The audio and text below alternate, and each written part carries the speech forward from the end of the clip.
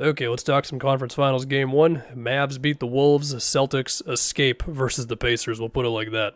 I probably should have done an instant reaction to that one. I didn't do it. My bad. Okay, let's start with the Mavs Wolves, and of course, I picked the Wolves to win the series. I think the story of this game can be seen in the 3-point attempts of these two teams, where the Wolves took 49 threes, which is a large number for even the Celtics, let alone the Wolves, who were not one of the highest 3-point shooting teams in the league. And then 25 for Dallas. And I think what you saw there was Dallas doing a similar thing to what they did against OKC in the previous round, which was we are going to pack the paint, and we are confident that, you're going to make some threes. Jaden McDaniels, Naz Reid, Kyle Anderson even for a little bit there. Anthony Edwards on some pull-ups where Lively's dropping back. But we think that we are going to close out on enough of these to where you're not going to burn us too much. We'll get into that. And, I mentioned those guys. The Wolves did shoot 37% on these 49 3-point attempts. That said, there were also some plays where Dallas's help led to the Wolves not getting a three off, but they also were not comfortable on the play either. Again, we'll get to it. And then on the other end, we saw the Wolves just not be as heavy with rotations out of the corner, which, that's not a shock, given that that's just the mantra they have defensively. It's a big difference with OKC. And so what we saw was a lot more of staying home on guys, Luka having to play 2-on-2 against, typically Jaden was on him, and then it's Gobert dropping back, or, occasionally Gobert was a little higher up. Cat was, it felt like higher up every time he was involved in a screen, but it didn't feel like PJ was screening for Luka or Kyrie. Got to mention Kyrie because he was great in this one. As much, it was more so them getting a screen and then Gobert dropping back higher up or whatever. So yeah, but since Dallas won the game, I think we should start with just defensively, what it looked like. First off, Luka tipping that lob from Conley to Gobert. That was a hell of a play. He also had a good play where he helped off at Jaden in the corner on an Ant drive and then got a good closeout on Jaden in the corner for a miss for them. There were a couple plays in the fourth quarter. One where Ant gets a pin down from, I want to say it was Cat, and in the middle of the floor, it was Luka, PJ, and Hardaway who were swarming him in the middle of the floor, and Lively was helping off of Jaden in the corner, but when the play began, he was actually on Naz Reid. So the idea here is pretty much Lively helps, and then someone else rotates over to help on the drive, but also effectively pick up Naz Reid off ball to where now Lively is basically switched onto Jaden, but off the ball. Duh, you knew that. To where now he can help basically out of the corner, which then led to Ant throwing it back out to Conley, which then it goes back to Cat, who then drives on Derrick Jones Jr., and then because Lively is planted in front of the rim and the only pass is to Jaden on the other side of the floor for Cat, Cat misses a floater. And then one more play where the details are slightly different, but the general idea is still how can Lively just rotate over to stop an Ant drive. Ant drives on Derrick Jones Jr. on the wing, and it's the same thing. Lively rotates over off of Naz Reid, and then this is a gutsy thing because Cat was actually wide open on this because PJ Washington then had to rotate off of Cat to Naz Reid in the corner. But he timed it perfectly to where with Lively contesting Ant had to attempt this really difficult wraparound pass underneath the rim to try to throw it to Cat on the wing, and it was a turnover.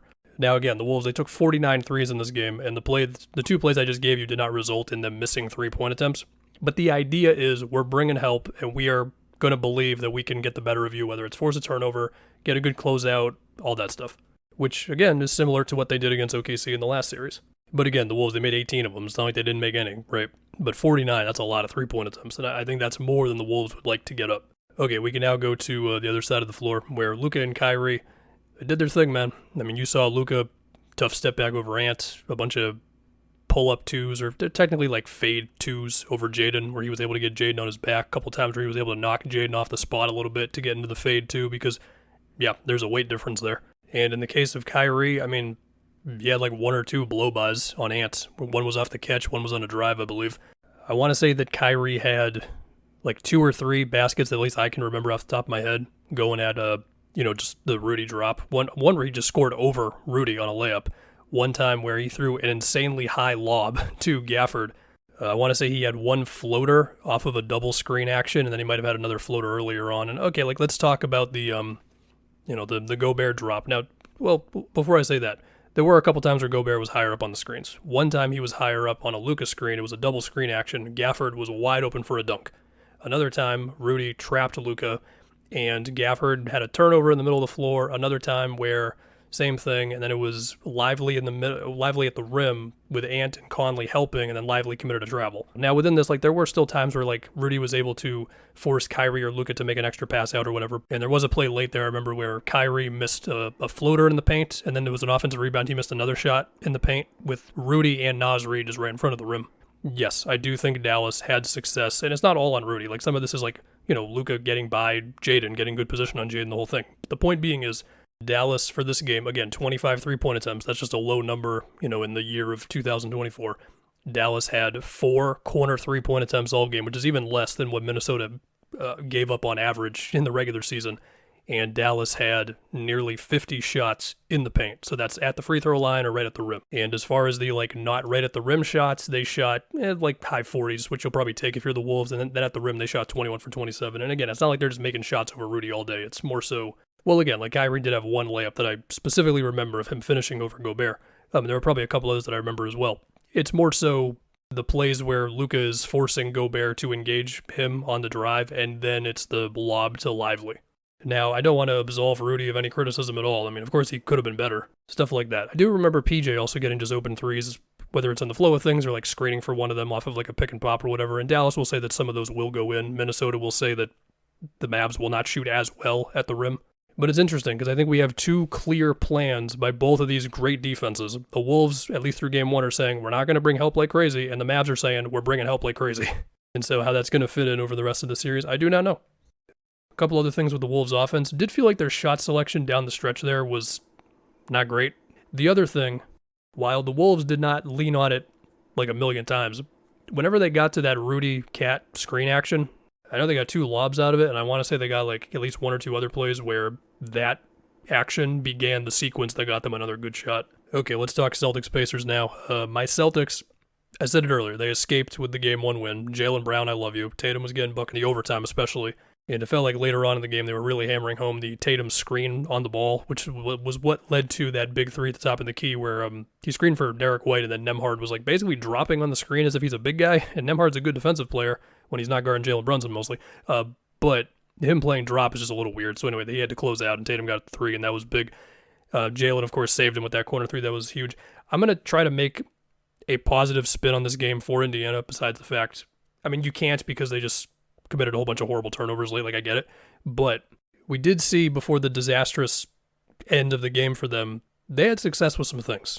Horford dropping on screens, whether he was guarding Turner, which was earlier in the game, or Siakam when it was later in the game, whether that was leading to like Halliburton getting a pull-up 3 or like a sidestep 3 after forcing Horford to commit to him, or the play that led to them finally making the switch to have Horford go on Siakam, which was when Horford was just like a little too worried about Miles Turner off of a screen action, and so everybody else thought that Horford was going to commit to Halliburton on the drive, then he didn't, and nobody else helped, and then they were like, okay, screw it, put him on Siakam, let's get a wing on Turner.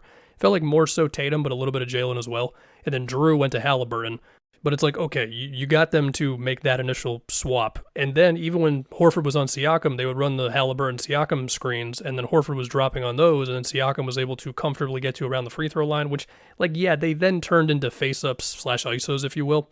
And while he did miss one of them, he did make, I think, like 3 in a row or something like that on Horford. He also had a couple of like post scores on Derek White or Drew earlier in the game.